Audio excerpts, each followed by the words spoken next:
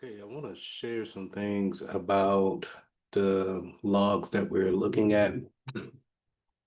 If you got the logs from me, then you could tell that this is the log that are coming from a company called Buttercup Games, and they're selling, it's an e-commerce store, so they sell stuff online, right?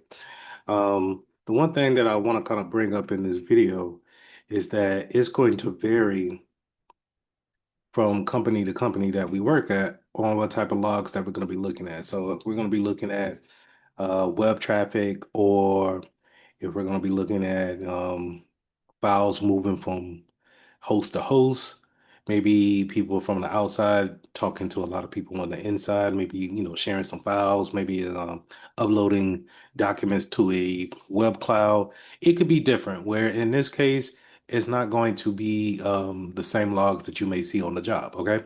So I just want you to, understand that these are going to have different information in it, but we can still look through and find the information that we want to find with our fields um, section over here. So if you stroll down, you'll see that you have a lot of areas that you can click and focus in on this side. And what I've noticed to be helpful is the client IP, or sometimes you can rename this to be the source IP address, and you can find the different IP addresses that you want to focus in on. You can easily click those and then go into whatever traffic that they have done over a period of time. Also up here, you can change the always go back. And also too, you can always use the back arrow to go back to your previous command or the previous screen. So I do like that about Splunk. Also, you have first names. So if you had usernames, or if you had usernames or employee IDs, you could possibly identify who you needed to look for with these fields. Okay. Host name, what type of who's the host that's actually hosting the data there? In this case, this would be my computer where I'm rolling locally, or operating locally on my computer. Okay. So yours would probably be your computer name right here, right? Um, you have source logs. So when we ingested those logs, this is where we could find those particular folders or files that we ingested, and we could see the count, how many files or logs that goes along with them. Okay. Um, I wanted to talk about the status field real quick. So the status field is going to be how the endpoint or whoever you're communicating with has um, a, a a response to you. Sometimes it could be a 200 response, but you can see it's 34,000 different accounts of a 200 response. And then I want you to focus in on 500 response, um, where we only have 700 different counts of those. These are whether these codes come back, whether there's something right or wrong with the server or whoever you're talking to, right? So when you make a request, or you're telling something to give you some information, or you're telling it to post some information, they could say, hey, when you told me to log into this particular account, that went successfully, and I recorded that in here with these 34,000. But on the contrary, if something went wrong, if there was an error, if I failed in doing what you told me to do, then I'm gonna give you a 500 status and say, you know what? I had 733 of those failed statuses today. Okay, so that's something that we could possibly look into, because why did you fail? Is it someone causing you to fail? Um, if so, let's take a look at it. So these may be statuses that you want to keep in mind, where it's a 200, meaning everything's good, and then a 500. Hey, something went wrong. Not sure what. Come and take a look at it more deeply. We're more familiar with the 404s, so if you went to a website and you kind of get like a reset, or it says, hey, page is unavailable, it'll give you that 404 code, right? So these are some statuses that I want you to be aware of. Now, Since these logs are going to be dealing with a lot of purchases in an e-commerce site, we tend to want to have pay attention to our actions. So I got it here where I'm in the index file or index. I'm indexing all of my drawers here in my file cabinet, right? I'm gonna go down to action and see what type of actions that everybody possibly took, right?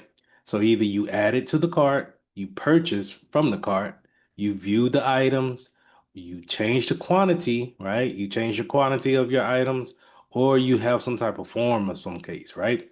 So what I want to do is I want to look at who added things to the cart, but also I want to keep a mind on who removed things from the cart. So y'all remember in a previous video where we seen some logs where people were adding and removing, and this can cause some issues with your server and could be a form of a brute force attack where someone is trying to get the server to fail and then give them or come back with a 500 action as being purchased. So the one thing I want to do is I want to make sure that I remember move because I'm gonna put this into the command here. So I'm gonna click on add to cart. That's gonna add this to my search, right?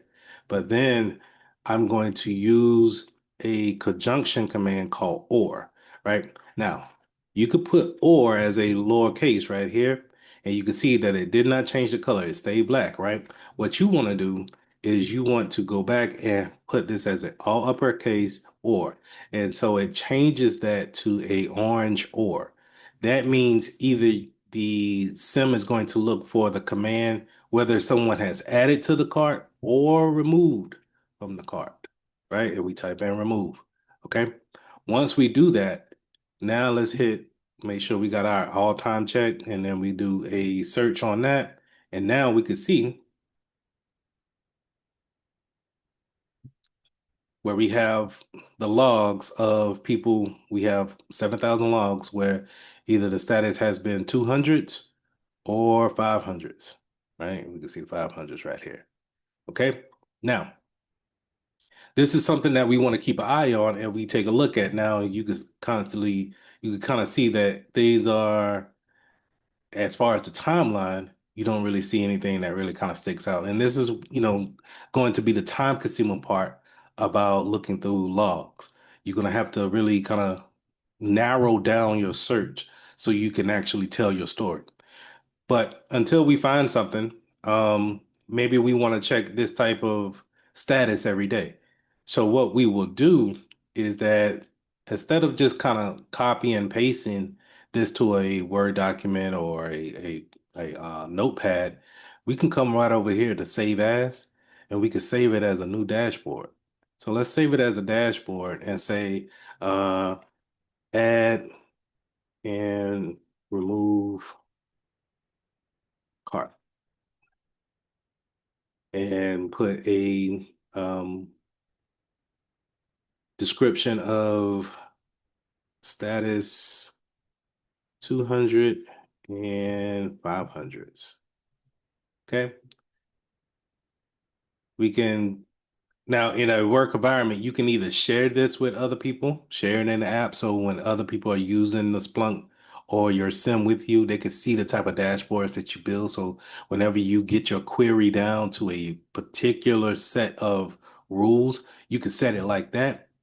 Or you could just keep it private to you, or maybe this is an investigation that you're looking into. Maybe this is just your private different alerts that you like to take a look at or just to kind of keep up on. But either way, you can make that decision there. And then you could just simply save it to the dashboard. I'm sorry. Click the dashboard type. So you have a dashboard studio, which is kind of a more of a mobile feel to it, or you can keep it to a classic dashboard. We're going to keep it here and we're going to keep save to dashboard.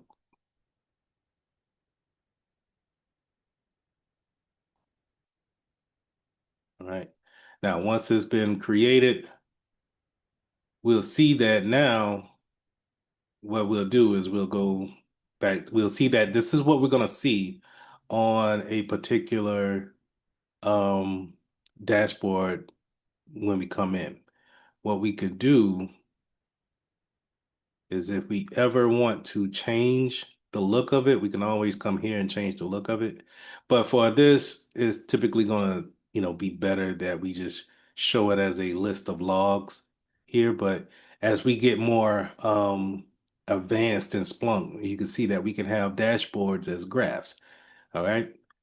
But for right now, let's just leave it as this, and then we'll save that. And then what we'll do is we'll come back over here and I'm gonna show y'all what to look for when you first come in or whenever you log into um your Splunk, you will go down to your dashboards. And now you'll see a list of your dashboards here. And what we said right here, add and remove cart, we could just easily pull that up, see a list of it.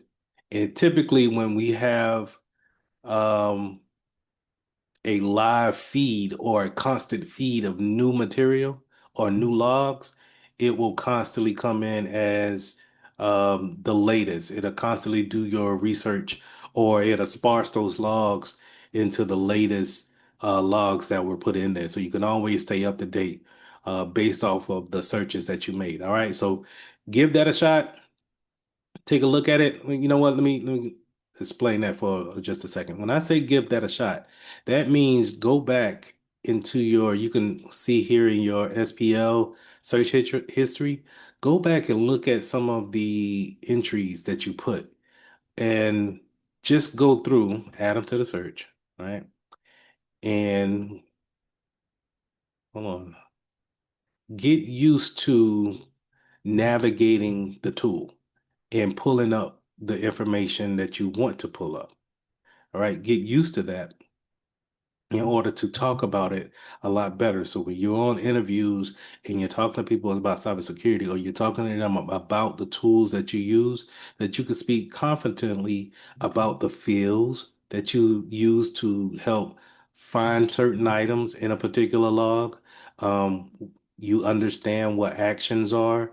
You understand the status codes that could come back from a computer or a server. You understand the source IP addresses. So when I say give that a shot, I mean go back and start to just click on different items. Understand what you're clicking on. Understand why it's there and what can you use it for. Okay. This is going to build the skill set that you need in order to succeed. Okay. All right. That's all I had in this video, and I'll see you in the next.